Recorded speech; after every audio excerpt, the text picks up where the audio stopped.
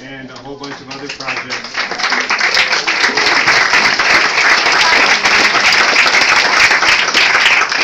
A whole bunch of projects throughout the world, and she's going to tell you a little about those, and talk to you about the green path, which is something that I didn't mention because she's going to, but the way we sort of see our community and greater community. So did everyone get or look at this? Oh yeah. Does anyone have one that's completely filled out? Yeah. Oh, I do. Oh, can I see it?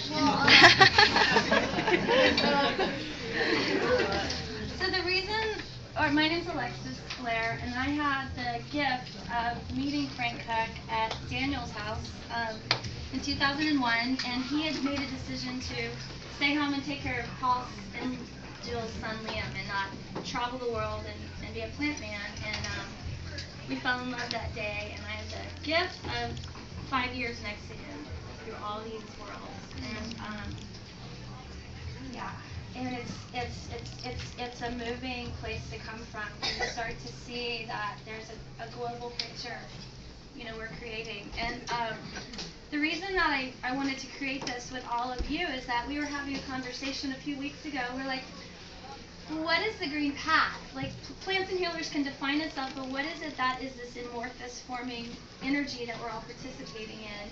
And I wanted to maybe create something that would like give a living picture. And I have to ask myself, like, why do I get up in the morning? And you can see through the reflection of Frank's life that there's a question that he's living into every day when he gets up in the morning.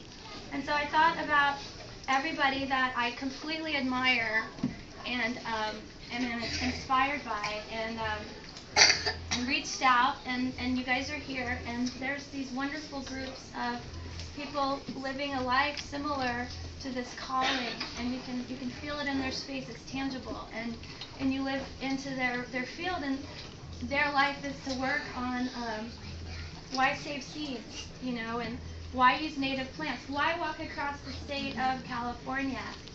And Chad, I had the gift of walking and supporting Chad and Frank years ago, and hearing about this walk across North Carolina, and really, you're not doing it for kudos. You're doing it just because you can walk before you can't walk anymore, and to find out, maybe the trail ends at some fences, and they got to Lake Tahoe, and we were really excited, but you couldn't just walk across the state anymore and jump into a lake.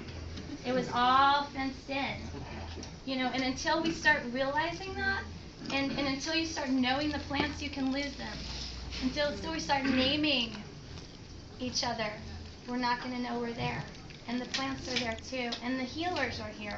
And we're losing, species of plants that we haven't identified, species of animals, and we're sort of losing our culture.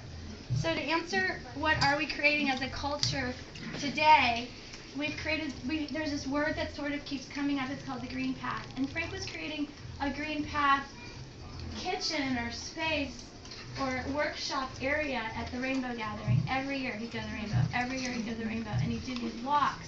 Every year he'd do this work. And if you wanted to learn wherever the Rainbow Gathering was, we were going to learn the local plants, the local medicine, and we were going to make some wild food with it.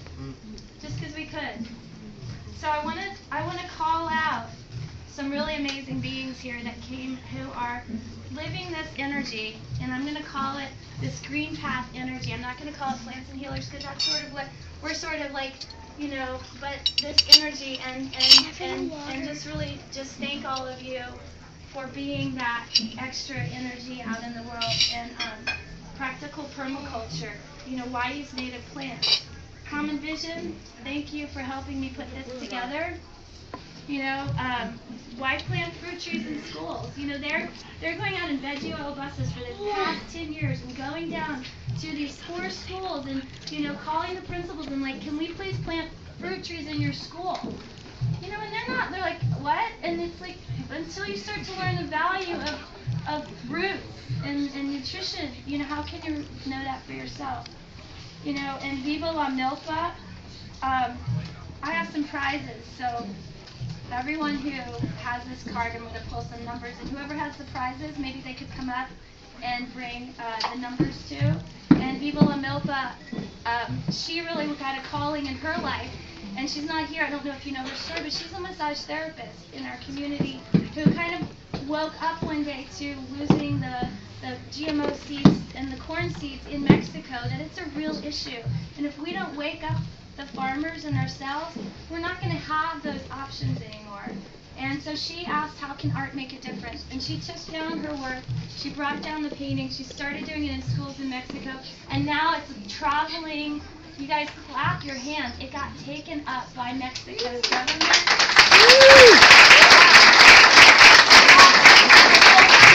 All around the country in Mexico, it's traveling now. And has more energy to it. You know, and that's what we're doing. You know, Halo, you guys are inspiring me. You know, thank you, Halo, for, I don't know if you're aware of what really is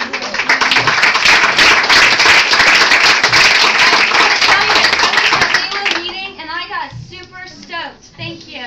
You know, she's like, maybe you don't need to grow, you know, calendula, because we have calendula over here. Grow this. And together we have a huge garden, and we can just check in with each other.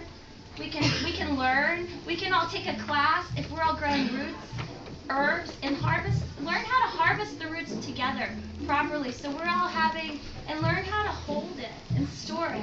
And so there's some really beautiful groups here that are living this energy out in the world. We have the Sierra Seed Co-op.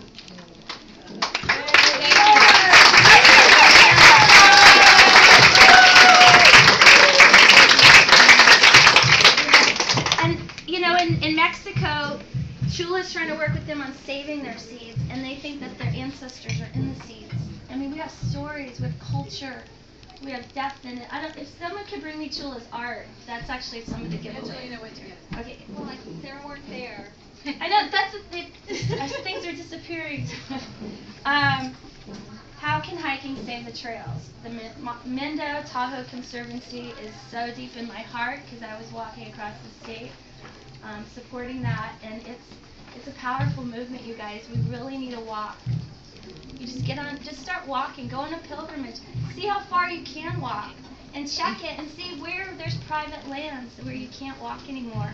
You know, John Olmsted rallied and rallied and rallied to get Independence Trail together, and it was a huge project, and I've gone with my kids when they were little to do work when it's like fix the trail days, and it created something in them for stewarding this preservation of what we can have as a community, because you're not going to have these wild spaces anymore. We're losing them. We're losing our healers. We're losing our traditions. So the more that you can maybe, I put it in a form of a question. You know, if there's that wide story that if, you know, you go with your cup full, how can anyone fill it? So if maybe we could come to a place of asking ourselves, what is your question? We all have a question. You know. Sustainability, where to begin? You guys, that's a pretty good question, you know? And only you can answer it. Because, like, for me, I'm not going to get a plastic cup. It's so easy to go to the coffee shop. But every dollar's a vote, you know? So I want to thank for elemental education. You guys are amazing.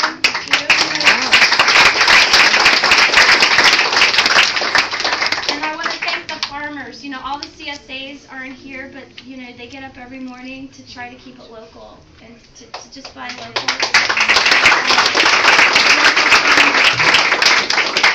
So, you know, this is a piece.